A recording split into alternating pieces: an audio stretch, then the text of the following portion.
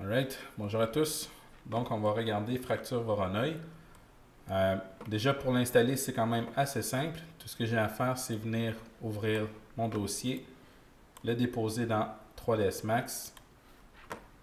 Et voilà, donc j'ai le plugin Fracture Voronoi.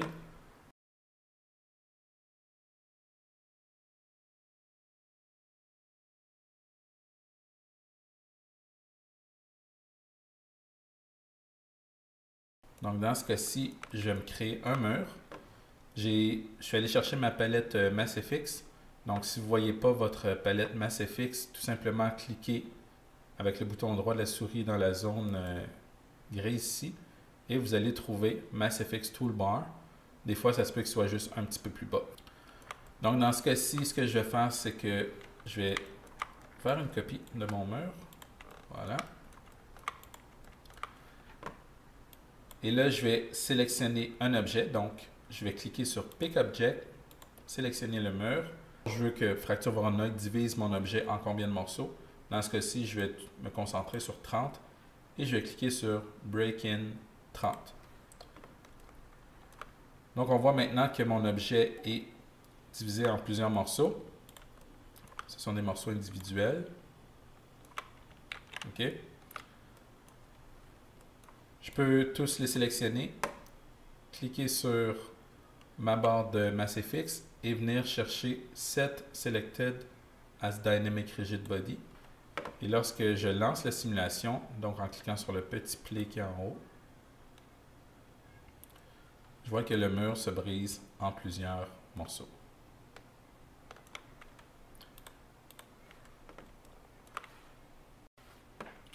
Donc, on va regarder maintenant comment faire pour démolir le mur avec un autre objet. Dans ce cas-ci, la balle va entrer en collision avec le mur. Ce qui est important, c'est de noter c'est quel objet qui va être détruit et quel objet va détruire. Dans ce cas-ci, l'objet qui va détruire, ça va être la balle. Donc, j'ai mis une petite animation sur la balle. OK. Le mur, je vais le changer en Edit Poly. Et je vais lui, dans le fond, je vais dire 50 morceaux. Donc, Pick Object. Je vais mettre Material ID à 1. Donc, cet objet-là. OK. Voilà. Donc, mon objet est brisé en plusieurs morceaux. Maintenant, je vais dire à chacun des morceaux, je veux que vous soyez un Dynamic Rigid Body. Alors là, ça peut poser un problème. Lorsque je clique sur le bouton Play, donc vous voyez qu'avant même que la balle ait passé à travers le mur commence à s'effondrer. Donc, il faut s'assurer qu'on empêche cette animation-là de s'exécuter. Donc, je vais cliquer sur MassFX Tools. Je vais cliquer sur le deuxième onglet, dans le fond, celui qui est en vert. Et là, même si j'ai un dynamique, je vais cocher Start in Sleep Mode. OK?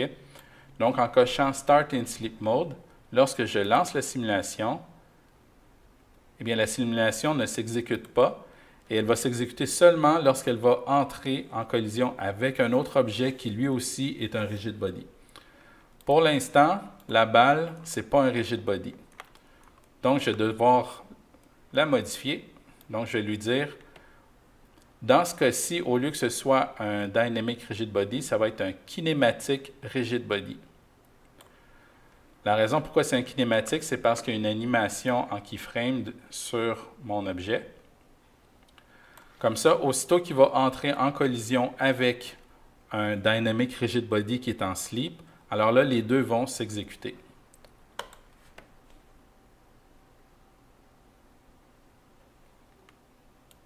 Donc, le mur se démolit convenablement.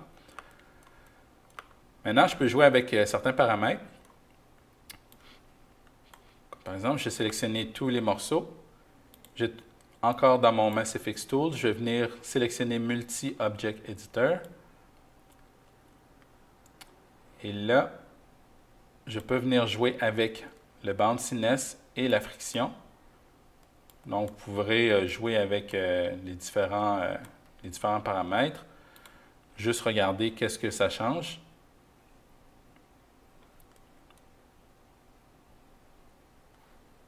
On voit ici, avec plus de friction, les objets vont plus loin. Si j'enlève la friction et le bounciness, je vais avoir un autre résultat. Donc, on voit comme ça que les objets vont beaucoup moins loin. Il y a un autre paramètre qui est très intéressant. Lorsque je vais en bas complètement, dans l'onglet Advanced, je vais trouver le damping. Donc, si j'augmente mon damping, maintenant, lorsque je lance ma simulation, vous voyez que les objets, ils ont tendance à moins se déplacer. Okay? Ils vont rester sur place, un peu comme s'ils étaient pris à l'intérieur d'une sorte de jello.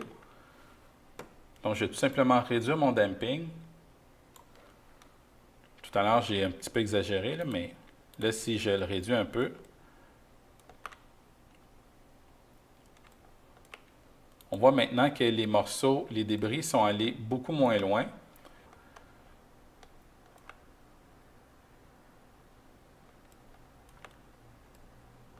Ouais, ça nécessite encore un peu d'ajustement.